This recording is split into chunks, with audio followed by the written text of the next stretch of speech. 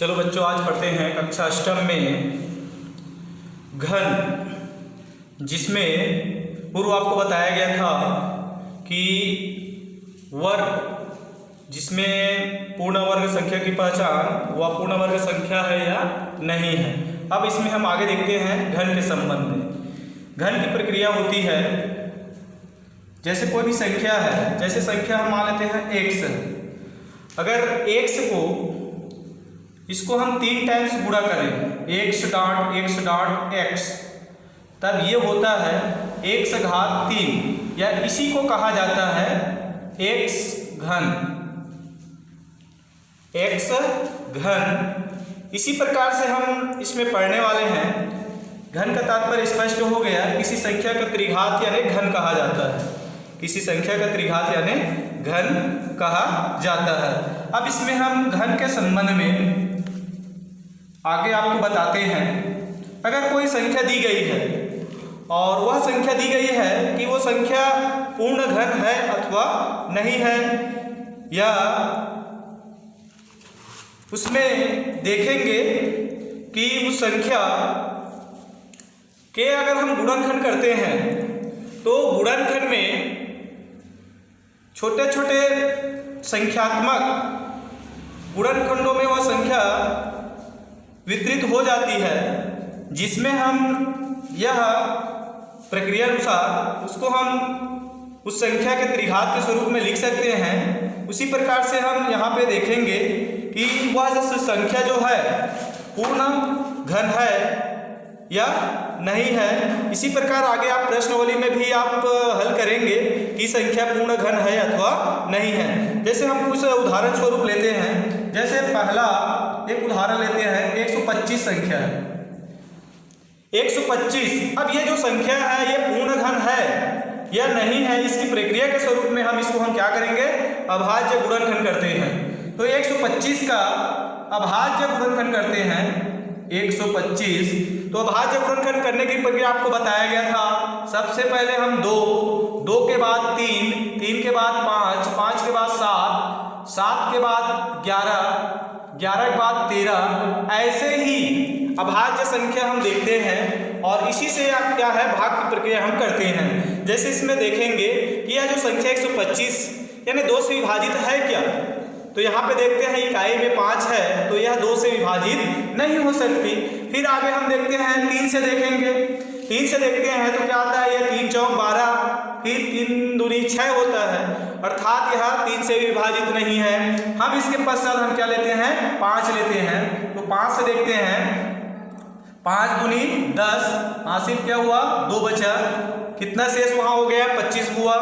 तो फिर 5 है 25, फिर इकाई 5 है तो 5 से ही जाएगा, 5 है 25, फिर 5 एक कम 5। तो इस तरह से यह हो जाता है 125 का अभाज्य गुणनखंड। तो हम इस तरह लिखते हैं 125 का अभाज्य गुणनखंड, जिसमें 5 गुणित 5। यहाँ पे देखें कि यहाँ पे 125 का भाज्य गुणनखंड करते हैं तो 5 3 टाइम्स गुणा होता है, 1 2 और 3, यानी यहाँ पे देखें त्रिक जोड़ा बनता है, यानी स्पष्ट होता है कि ये 125 जो है पूर्ण घन है। आगे देखें,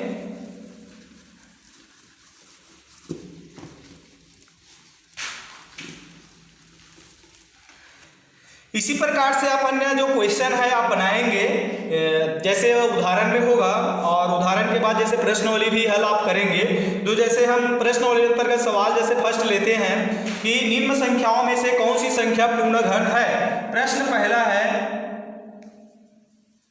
प्रश्नावली का 1.2, पहला प्रश्न। इसमें निम्न संख्याओं में कौन सी संख्या पूर्ण घन है अथवा नहीं। इसमें टोटल 6 क्वेश्चन है, 1 से लेकर के 6 प्रश्न है, 1 से लेकर के 6 क्वेश्चन है, जिसमें से अपन देखते हैं। जैसे क्वेश्चन हम देख लेते हैं, जैसे दूसरा क्वेश्चन 800, तो इसमें हमें देखना है कि ये जो संख्या पूर्ण घन है अथवा नहीं। तो इसकी पहचान के लिए हम क्या करेंगे, सबसे पहले इसका हम अभाज्य गुणनखंड करते हैं। 800 का अभाज्य गुणनखंड करते हैं। तो सबसे पहले हम किससे देते हैं, 2 से। 2 चौक 8, 2 शून्यम 0, 2 शून्यम 0। फिर 2 से देंगे, 2 दूनी 4, 2 शून्यम 0, 2 शून्यम 0। फिर 2 से देखेंगे, 2 एक कम 2, 2 शून्यम 0, 2 शून्यम 0। फिर 2 से देखेंगे, 2 पंछे 10 0। फिर 2 से देखेंगे, 2 दूनी 4 और फिर ये क्या हो जाएगा, 2 पंछे 10। अब 2 से नहीं जाएगा क्योंकि इसकी इकाई में 5 आ जाता है। फिर हम इसे किससे देखेंगे, 5 से। 5 एम 25, 5 एकम 5। तो इस तरह से ये हो जाता है 800 का क्या हुआ, अभाज्य गुणनखंड। तो इसमें 800 का अभाज्य गुणनखंड क्या प्राप्त हुआ, 2 5 बार आया है, 2 का गुणा 5 बार है, 5 टाइम से है, 3 4 और ये 5। फिर 5 का गुणा 2 बार है, 5 गुणित 5। तो इस तरह यहाँ पे देखेंगे। अब ये जो संख्या जो है पूर्ण घन, तो पूर्ण घन की प्रक्रिया स्पष्ट ये है, आपको बताया गया था कि इसमें त्रिक जोड़ा बनना चाहिए। जैसे इसके गुणनखंड में पूर्ण वर्ग में क्या है, द्विक जोड़ा होता है और पूर्ण घन में त्रिक जोड़ा होना चाहिए। जैसे इसमें आपका 2 का 1 जोड़ा हो गया, त्रिक जोड़ा। फिर इधर देखते हैं 2 का ये सिर्फ नहीं हुआ इसमें, और 5 इसमें भी जोड़ा नहीं बना। यानी स्पष्ट होता है कि ये 800 जो संख्या है, ये जो संख्या क्या है, पूर्ण घन संख्या नहीं है। 800 का अभाज्य गुणनखंड करने पर 2 का 1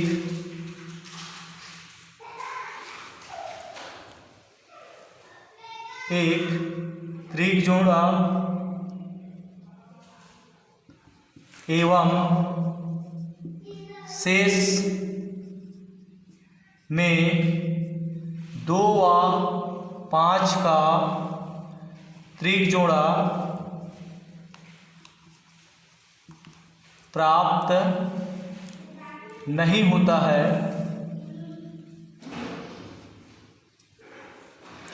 नहीं होता है। अतः 800 यह पूर्ण घन नहीं है। यानी यहाँ पे स्पष्ट हो जाता है कि 800 जो संख्या है वह पूर्ण घन नहीं है। तो इसी तरह से आप अदर जो क्वेश्चन है, तीसरा, चौथा, पांचवा, छठवा प्रश्नावली में आप देखेंगे तो उस प्रश्नों को आप हल करेंगे, सही होता है तो फिर आप उसको आप फेयर कॉपी में आप नोट्स कर सकते हैं। इसी प्रकार फिर आगे के वीडियो में फिर अगले प्रश्न के बारे में चर्चा किया जाएगा। जो भी प्रश्न इसमें समझाया गया है और उसको समझते हुए आप आगे फिर अपने हिसाब से फिर अभ्यास करेंगे। अगर कुछ कठिनाई होगा तो उसके संबंध में मैसेज के माध्यम से आप उस प्रश्न को आप पूछ सकते हैं। अगला वीडियो में फिर आपको शेयर किया जाएगा। धन्यवाद।